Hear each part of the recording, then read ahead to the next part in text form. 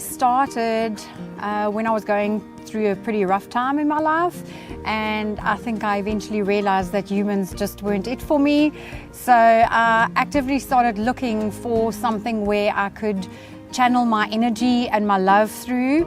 The main function of Spay a Stray is to sterilize as many female dogs and cats as what we possibly can.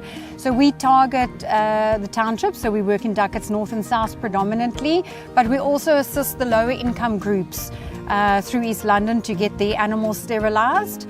That's the main function, but from there it flowed out that there were animals that were very sick or severely injured. So out of that flowed that we assist with medical treatment as well. And then obviously we do feeding, we supply kennels, and we focus on the moms and their pups first, and then obviously all other animals that are injured or needing our help also. I think the main motivation behind it is once you're in animal welfare, it's like quicksand, it sucks you in. I've cried many a tears. I've often said, I'm just going to pull the plug, I'm just going to stop doing what we do, and I'm just going to go back to living a normal life with all the heartache and not exposing myself to all of that. But then you think, if you don't do it, who's going to help them? You know, where's the next one going to get help from? And then we have a success story and we manage to pull one through, or we manage to get one out of hell into a lovely home, and that just gives you the motivation to get up the next day and start again.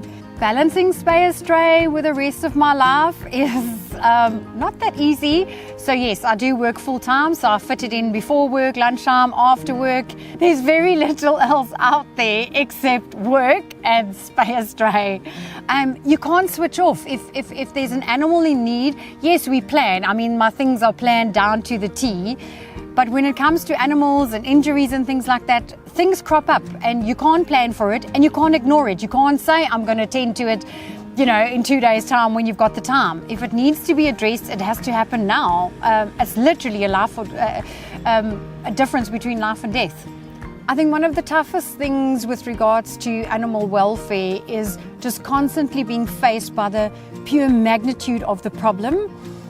It is just so ginormous that it's impossible for only welfares to actually make an impact.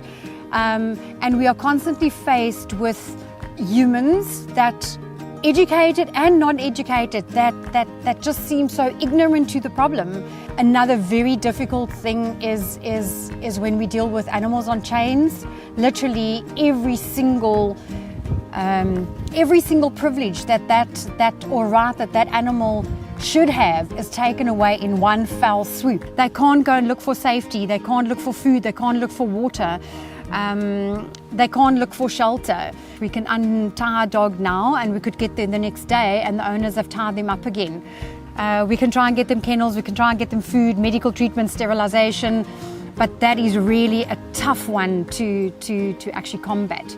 And then to change the mind of the general public out there to just, you can make a difference, you don't have to be special.